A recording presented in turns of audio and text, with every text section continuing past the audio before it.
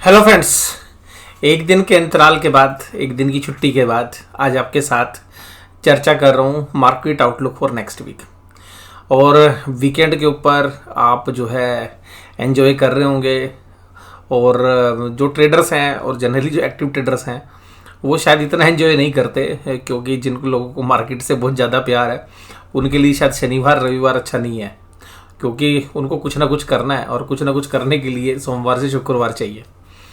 अब यहाँ पर जिन लोगों की जॉब है या जो लोग बिजनेस में और जिनके वीकेंड जो है ऑफ होते हैं वो शायद जो है पहले आराम करते हैं और फिर जो है मुझे लगता है कि अपने एंटरटेनमेंट के जो बाकी सोर्सेज हैं उनको जो है तलाशने की कोशिश करते हैं, उनको तराशते हैं। तो सीधी सी बात यह है कि अब हम नए हफ्ते के अंदर जो है प्रवेश करेंगे और कल यानी कि 13 फरवरी से नया हफ्ता जो है शुरुआत के लिए आपके सामने आएगा। अब इस हफ्ते के अंत तक बाजार में क्या खबरें चली हैं, क्या आउटलुक बन रहा है, ये सब चर्चा करेंगे। मैं अपना व्यू जो है इंडिपेंडेंटली देने की कोशिश आपके साथ करूंगा। व्यू गलत भी हो सकता है, ठीक भी हो सकता है, और व्यू केवल और केवल एजुकेशनल पर्पसेस के लिए, और बाद में हम उसको देखेंगे कि भाई किस तरीके से बाजार ने करवट ली। सबसे पहली बात कि इस हफ्ते कुछ खबरें रहने वाली हैं, और जो इस हफ्ते खबरें रहने वाली है उस खबरों में इन्फ्लेशन का डेटा काफ़ी इंपॉर्टेंट है। और वो इम्पोर्टेंट इसलिए है कि हमें पता चलेगा कि हमारी महंगाई कितनी है। लेकिन हमारी महंगाई कम भी हो जाए, ज़्यादा भी हो जाए, मेरा ऐसा मानना है कि हमारी अभी इतनी ताकत नहीं है, हमारी कंट्री की इतनी ताकत नहीं है कि हम rate of interest independently decide कर पाएँ। क्योंकि हमें रेट ऑफ इंटरेस्ट डिसाइड करने के लिए हमें आज भी, ये मेरा मानना है, आप इससे इत्तेफाक रख सकते हैं, ये मेरा मानना है कि मुझे ऐसा लगता है कि जब तक इंटरनेशनल मार्केट में रेट ऑफ इंटरेस्ट कम नहीं होंगे, और स्पेशली यूएस के अंदर और यूरोप के अंदर, और एक वन पॉइंट आप ध्यान रखिएगा, यूएस मेजर है, अगर यूएस में रेट ऑफ इंटरेस्ट कम नहीं होंगे तो हम इस परिस्थिति में नहीं है कि हम इन्फ्लेशन कम होने के बावजूद भी जो है रेट ऑफ इंटरेस्ट कट कर सके। तो ये मेरी जो है आकलन है कि इन्फ्लेशन हमारा ठीक आएगा, क्योंकि इन्फ्लेशन का डेटा हमारा लोअर साइड आना चाहिए। क्योंकि ये जो अक्टूबर, नवंबर, दिसंबर, जनवरी, ये 4 महीने रहते हैं, हिस्टोरिकली हमने देखा है कि दिसंबर और जनवरी में इन्फ्लेशन लोअर साइड पे रहती है इंडिया में। तो हाँ, हमें लग रहा है कि हाँ लोअर साइड आएगी। ये तो थी बात इन्फ्लेशन से रिलेटेड। दूसरी जो चर्चा है उसको आप इग्नोर कर ही नहीं सकते, वो है अदानी ग्रुप से रिलेटेड। आपको पता है अदानी ग्रुप के जो शेयर्स हैं उनके लिए मूडीज़ की जो रिपोर्ट आई है वो स्टेबल से नेगेटिव जो है उन्होंने कैटेगरी में डाल दिया है। तो यहाँ पर जो है कुछ असमंजस अभी भी बना रहेगा। मेरा व्यक्तिगत मत है, और व्यक्तिगत मत ये है कि देखिएगा 3 जो शेयर्स हैं अदानी ग्रुप के, जिसमें से 2 सीमेंट है, एसीसी और अंबुजा, और तीसरा है अदानी पोर्ट, और to the some extent AWL। हालांकि AWL अभी भी बहुत रीजनेबल वैल्यूएशन पे नहीं है। तो मैं इन 3 शेयर्स की बात करूँ तो इन 3 शेयर्स को अलग से आप आइसोलेशन में देखिए, और बाकी अदानी ग्रुप का जो हाल है वो मुझे लगता है कि अभी और शेयर्स की पिटाई अभी और होनी है। और SBI कैपिटल ने भी जो है बताया है कि कुछ संख्या जो है शेयर्स की प्लेस होने के लिए हमारे पास अदानी ग्रुप के शेयर्स की आई है। तो कुल मिलाकर जो मूडीज़ की रिपोर्ट है वो मोस्टली जो है नेगेटिव साइड में ही जाती है। फिर अदानी ग्रुप ने जो है इंटरनेशनली जो है हिंडनबर्ग की रिपोर्ट को चैलेंज करने का जो है मतलब आप समझ सकते हैं कि अब अपनी लड़ाई कानूनी रूप से लड़ने का जो है जो विचार बनाया है, तो वहाँ पर भी जो है एक नजरें रहेंगी। बट मेरा व्यक्तिगत रूप से मानना ये है कि जो भी ट्रेडर्स हैं वो तो अपना करते रहें यार जो उनके मन में है, लेकिन जो इन्वेस्टर्स हैं, देखिएगा मैं ये मानता हूँ अभी भी अदानी ग्रुप का बिजनेस बहुत बढ़िया है, कोई दिक्कत नहीं है। लेकिन जो शेयर्स मैंने भी आपको बताया उनके अलावा, और इवन इन शेयर्स में भी पिटाई अभी बाकी है। ये शेयर्स अभी भी इन्वेस्टमेंट के लायक नहीं आए हैं, उन प्राइसेस पे नहीं आए हैं। धंधे अच्छे हैं, कोई दिक्कत नहीं है, लेकिन जिन वैल्यूएशंस की आप बात कर रहे हो मुझे कोई आश्चर्य नहीं होगा यहाँ से शेयर्स अभी भी आधे हो जाएं, यानी कि 50% यहाँ से भी लुढ़क सकते हैं। मेरा ये अपना मानना है, आप उसको जो है किसी भी अंदाज में ले, पर मेरा मानना है कि बंद मुट्ठी लाख की खुल गई तो खाक की। तो वैल्यूशंस जो है जब तक नज़रअंदाज हो रही थी कि भाई जब तक कोई उस पर उंगली नहीं उठा रहा था, अब क्या हुआ कि मामला इंटरनेशनली हो गया, पॉलिटिकली भी मैंने आपको बताया था कि चैलेंजेस हो गए, और मैंने इसके लिए बताया था कि भाई डेट रेज करना भी इतना आसान नहीं है, और इक्विटी भी नहीं फ्लोट करना, उसके बारे में एक वीडियो मेरी ड्यू है, वो मैं आपके साथ चर्चा करूंगा। तो उन सब को देखते हुए ये भी खबरें अभी रहने वाली है। इसके बाद मेरा ये जो तीसरा आउटलुक है, ये ध्यान से समझिएगा। आपको ये देखना है बाजार के अंदर बाजार किस साइड चलेगा, उसका मैं बड़ा पैरामीटर बताता हूँ। ये खाली इस हफ्ते तक का नहीं है, थोड़ा सा उसको आप थोड़ा सा और आगे भी देखें कि पेन में कौन है। आप ये देखिएगा इस समय पर हावी कौन है बाजार में, पेन में कौन है, बायर या सेलर। आप मेरे को ये बताएंगे कि अगर बायर पेन में है तो बाजार नीचे जाना है, और अगर सेलर पेन में है तो बाजार ऊपर जाना है। मैं एक साइकोलॉजिकली आपसे चर्चा कर रहा हूँ, मुझे जो पर्सनली लग रहा है। देखिएगा बाजार बजट से पहले और बजट के आसपास भी ऊपर से नीचे आए, उसके बाद एक हफ्ते तक बाजार ने, जैसे मैंने भी आपके साथ कहा था कि बाजार शांत होंगे, शांत हो गए। बाजार कंसोलिडेट भी किए। बाजार एक बहुत ही स्ट्रिक्ट नैरो रेंज में फंसे हुए हैं, और नैरो रेंज ये है कि अगर आप पिछले 5 दिन का बैंक निफ्टी का डेटा देखेंगे तो मतलब आप ये समझिएगा 150-200 पॉइंट के अंदर सुकुड़ के रह गया। यानी कि जब इस तरीके से किसी चीज़ को खींचते हो और मान लीजिएगा एक स्प्रिंग है, उसको अगर आप ऐसे दबाते हो तो अब जब वो दबा के छूटता है ना, तो वो स्प्रिंग जाएगा तो सही, या तो ऊपर की तरफ जाएगा या नीचे की तरफ जाएगा। अब स्प्रिंग में ये देखिएगा कि कौन अंडर प्रेशर है, बायर है या सेलर है। बाजार उसी साइड जाएगा। और मैंने अपने आकलन में कहा था मुझे 70% नीचे का राह लग रही है और 30% ऊपर की, और मेरा आकलन यही था कि मुझे ऐसा लग रहा है कि अब बायर पेन में है, क्योंकि देखिएगा जो सेलर था उसने बेइंतहा शॉर्ट पोजीशन बना दी। बाजार नीचे से एक अच्छी रिकवरी करके आ गया। बैंक निफ्टी 2000 पॉइंट की रिकवरी कर चुका, 39,500 से 41,500 पे खड़ा है। 2000 पॉइंट की रैली कर ली, यानी कि शॉर्ट पोजीशन वाले की शॉर्ट कवर हो गए, उसको 5 दिन बाजार ने ख़त्म कर दिया, रोक लिया। भाई शॉर्ट वाले ने कहा पोजीशन ख़त्म करो, और जिन्होंने ऑप्शन लिया था उनका प्रीमियम ख़त्म हो गया। भाई ऑप्शन से मंदी बनाई होगी, तो अल्टीमेटली अब मंदी वाला तो ख़त्म हो गया। अब उस मंदी वाला जब अपनी शॉर्ट कवरिंग कर रहा था, तेजी वालों ने पोजीशन बना ली। तो अब पेन में कौन है? तेजी वाला। तो तेजी वाला पेन में है, इसीलिए मुझे लगता है कि जब तेजी वाला पेन में है तो नया बायर जब तक नहीं आएगा, जब तक नया सेंटिमेंट नहीं आएगा, बाजार को ऊपर नहीं लेके जा सकते। ओवरऑल अगर आप अदानी ग्रुप के जो शेयर्स की बात करेंगे उनमें पेन रहेगा, तो जब तक कोई ऐसा सेंटिमेंट नहीं आएगा तो तब तक बैंकिंग स्टॉक्स में कोई उछाल आएगा नहीं। क्योंकि भाई कोई भी आदमी बैंकों को क्यों ले भाई, जब तक क्लियरिटी हो जाए अदानी ग्रुप की, चाहे वो हो या ना हो, मतलब एक सेंटिमेंट है, उसका असर बैंकों पे पड़ना हो या ना पड़ना हो, लेकिन कुछ असर तो पड़ना है, तो सेंटिमेंटल तो फर्क पड़ना है। तो कोई भी जो है इन्वेस्टर्स तब तक पैसे नहीं डालेगा जब तक कि मामला ठंडा ना हो जाए या मामला सेटल ना हो जाए, और मुझे लगता है कि अभी ये सेटल होने वाला नहीं है। तो बाजार में वोलेटिलिटी तो रहेगी। अभी जो इस हफ्ते की जो शांति की बात थी वो मैंने ही आपके साथ की थी कि बाजार को शांत करने की कोशिश की जाएगी। अब आप बाजार को 1 या 2 दिन में दोबारा से वोलेटाइल होते हुए देखेंगे, हो सकता है कल से ही हो जाए। तो बहुत लोगों का मत होगा कि सुबह खुलते के साथ गैप डाउन हो जाए, कुछ लोगों का गैप अप हो जाए। मैं ये कह रहा हूँ कि बाजार एक क्रूशियल लेवल पे है, दोनों साइड जाने की प्रोबेबिलिटी बहुत अच्छी है, और बैंक निफ्टी यहाँ से 700 से 1000 पॉइंट किसी भी साइड मूव कर सकता है। लेकिन मेरा मत नीचे का ज़्यादा हो रहा है 70%, बट यहाँ पर अलर्ट रहना है ट्रेडर्स को, बहुत ही एक्टिवली जो है आपको देखना पड़ेगा। निफ्टी भी देखिएगा केवल 36 पॉइंट जो है जला है, 17,800 के अहम लेवल के ऊपर काम कर रहा है। 100-200 पॉइंट ऊपर जाने की कोशिश और भी कर सकता है, जो मैंने आपको बोला था 18,040 के आसपास तक, बट इनहेरेंट स्ट्रेंथ बाजार में नहीं है, ये बात ध्यान रखिएगा।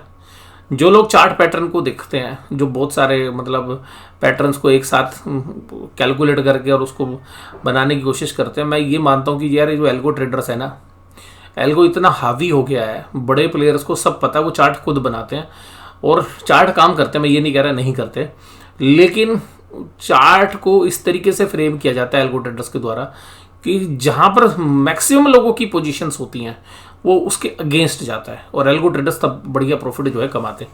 तो वो साइकोलॉजी पे प्ले कर रहे हैं।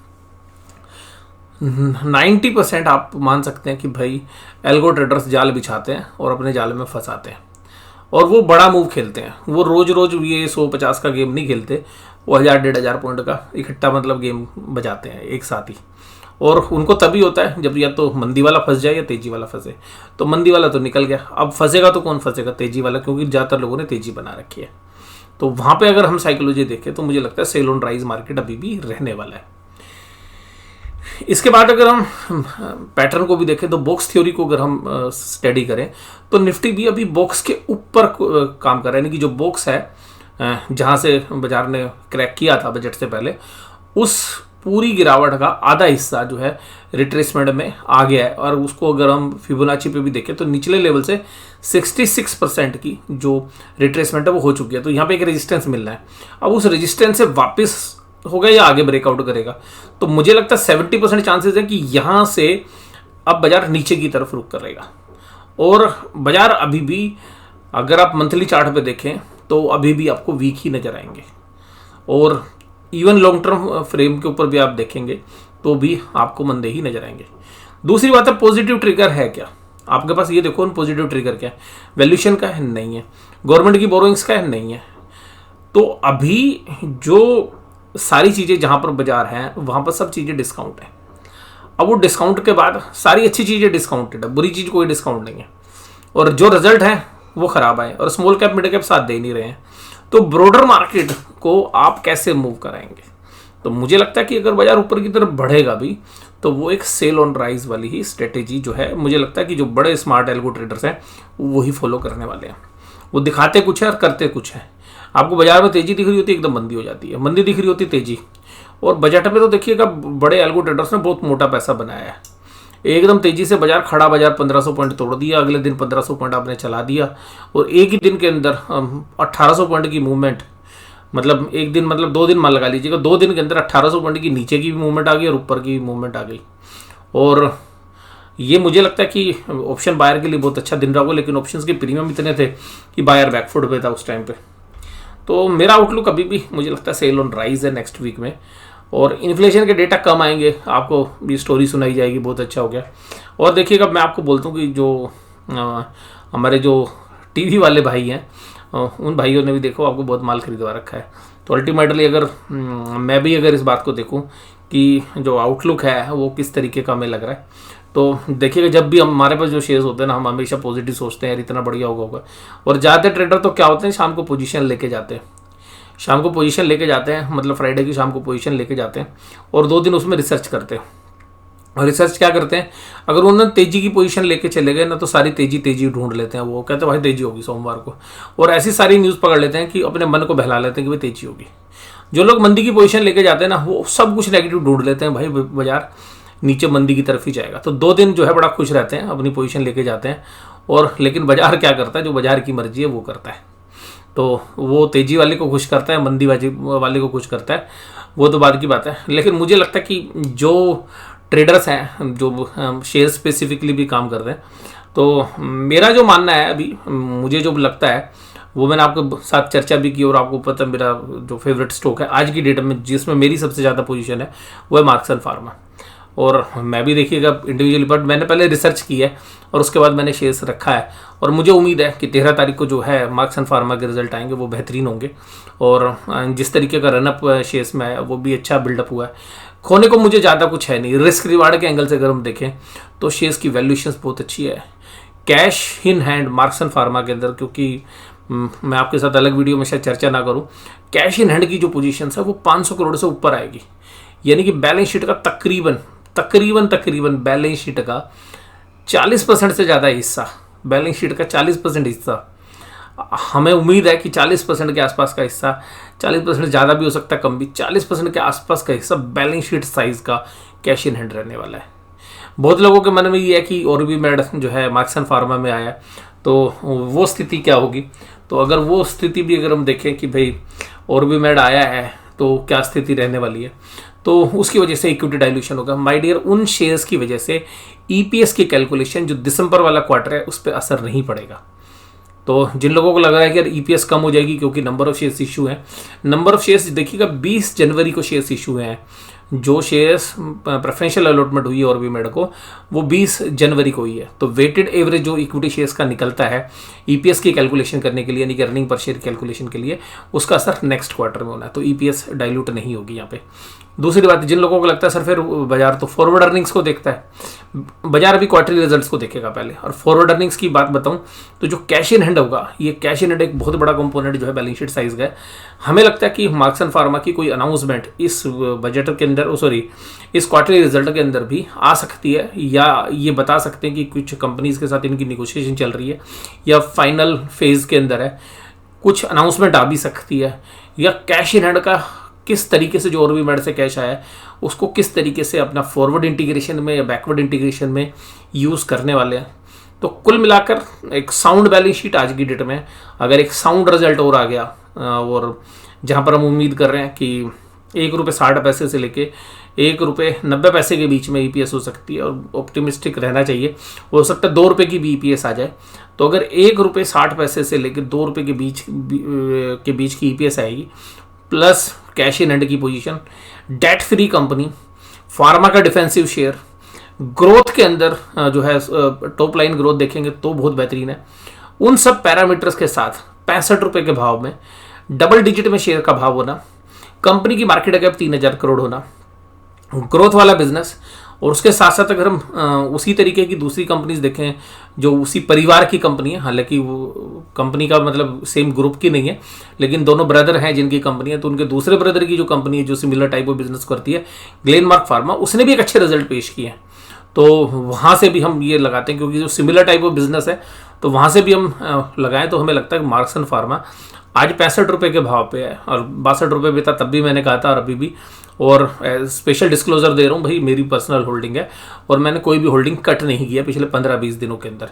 जो मैंने होल्डिंग बढ़ाई थी वो एज इट इज़ है, और मेरा मानना ये है कि एक अच्छे रिजल्ट आएंगे और उसके बाद फिर जो चर्चा होगी वो एक पॉजिटिव आपको नोट पे मिलती हुई नजर आएगी। इसके बाद मुझे जो लगता है कि अगर एक अच्छे रिजल्ट आ गए तो एक बढ़िया अच्छा थम्सअप हमें कहाँ से मिलेगा मैं बताता हूँ। हमें थम्सअप ये मिलेगा कि जो ब्रॉडर इन्वायरमेंट है फार्मा का, इस बार जो अगर हम देखें तो मार्जिन्स के फ्रंट पे कंपनीज को थोड़ा सा हो सकती है, कुछ कंपनीज को प्रॉब्लम रही है, लेकिन जेनरिक कंपनी को वो प्रॉब्लम नहीं है जो पिछले 2 क्वार्टर पहले थी।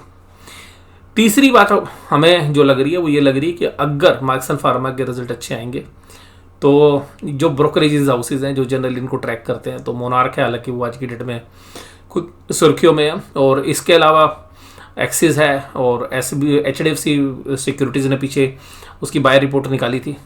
तो हमें ये लगता है कि अगर रिजल्ट अच्छे आएंगे तो आपको बहुत अच्छे ब्रोकरेजेस हाउस से एक अच्छी जो है रिपोर्ट्स आपको आती हुई नजर आएगी, और वहाँ पे हमें लग रहा है कि वो भी अपने क्लाइंट्स को जो है बाय रेटिंग इनिशिएट करते हुए नजर आएंगे। बट पूरा दारोमदार रिजल्ट पे तो हमारी एक बैट है। तो भाई निवेश करते वक्त ये बात ध्यान रखिएगा, ट्रेड लेते वक्त ये ध्यान रखिएगा, एक आउटकम अच्छा या बुरा होता है तो उसका शॉर्ट टर्म में एक इम्पैक्ट हो सकता है। तो देखिएगा अगर रिजल्ट अच्छा आएगा तो हमारे को थोड़ा सा कम इंतजार करना पड़ेगा शेयर्स के रनअप में। हालांकि मैं पर्सनली ये मानता हूँ कि इस साल के अंदर 90 से 100 रुपये का भाव इस साल के अंत होते होते, और इस साल का अंत मतलब कैलेंडर ईयर की बात कर रहा हूँ मैं, और यानी कि दिसंबर 31 तक मैं उम्मीद करता हूँ 90 से 100 रुपये के भाव जो है मुझे इस शेयर्स में नज़र आने चाहिए, और वो परफॉर्मेंस वाइज आएंगे। मैं मार्केट कंडीशंस की बात नहीं कर रहा, मुझे लग रहा है कि जो कंपनी की परफॉर्मेंस है उसके हिसाब से। तो बहुत सारे जो व्यूअर्स हैं वो हमारे से मार्क्स एंड फार्मा पे भी अपडेट लेना चाह रहे थे, तो वो मैंने इसी वीडियो में आपके साथ कवर कर ली हैं। वीडियो देखने के लिए धन्यवाद, thank you very much. Mostly जो चीज़ें आपके मन में सवाल थे वो मैंने जो है आपके साथ साझा करने की कोशिश की है। इसके बाद 1 या 2 वीडियो जो है मैं भी अल्फा मेंबर्स के जो ग्रुप्स हैं उनके साथ भी जो है साझा करूँगा, तो वहाँ पर भी शायद मार्क्स एंड फार्मा का एक सवाल आपका रहने वाला था। तो मार्क्स एंड फार्मा देखिएगा मैंने यहाँ पे कवर कर लिया, और 13 तारीख को रिजल्ट है, और यानी कि कल रिजल्ट किस टाइम आएगा ये भी आप पूछोगे तो देखिएगा रिजल्ट का टाइमिंग बताना बड़ा मुश्किल है। ये कंपनी के बोर्ड ऑफ डायरेक्टर्स की जो मीटिंग है वो डेट की जो है अनाउंस होती है, वो टाइमिंग्स मुझे लगता है कि शाम को आ सकते हैं, लेकिन पिछली बार जब प्रेफरेंशियल अलॉटमेंट की तो उन्होंने बोर्ड ऑफ डायरेक्टर्स की मीटिंग यानी कि जो BOD मीटिंग थी वो मॉर्निंग में हो गई थी, तो बाजार खुलने के समय पर ही वो रिपोर्ट आ गई थी। तो ये भी ध्यान रखना है कि बोर्ड ऑफ डायरेक्टर्स की मीटिंग अगर नॉर्मली देखें तो मार्केट आवर्स के बाद रिजल्ट आते हैं, लेकिन फिर भी किसी बात से इनकार नहीं किया जा सकता कि भाई रिजल्ट सुबह आ जाए या मार्केट आवर्स में भी आ सकते हैं। बट जिस तरीके का प्राइस एक्शन देखने के लिए मिला और 64 रुपये 80 85 पैसे के आसपास जो है शेयर ने क्लोज लिया, कुछ एक बिल्डअप भी अच्छा था, तो मुझे एक पॉजिटिव आउटकम की उम्मीद है और उम्मीद पर दुनिया कायम है। तो मुझे लगता है कि मेरी जहाँ पे पोजीशंस है वो मुझे लगता है कि एक आउटलुक अच्छा है यहाँ पे, और किस सेक्टर के ऊपर मुझे लगता है कि आगे चल के जो हम बुलिश हो सकते हैं। तो जिस सेक्टर के ऊपर या जिस शेयर्स के ऊपर हम बुलिश हैं उसके लिए भी देखिएगा। आज ही मैं इस वीडियो के बाद तकरीबन आधे से 1 घंटे के बाद एक वीडियो आपके साथ शेयर करूंगा। तो स्टॉक फॉर द मंथ के लिए जो है आप वेट करिए। तो आज ही मैं स्टॉक फॉर द मंथ आपके साथ साझा करने जा रहा हूँ एक ऐसे सेक्टर से जो फार्मा से अलग है, और हालांकि वो भी एक डिफेंसिव सेक्टर है, एक स्मॉल कैप कंपनी है। उसकी चर्चा जो हम करेंगे वीडियो के अंदर। वीडियो देखने के लिए धन्यवाद। Thank you very much.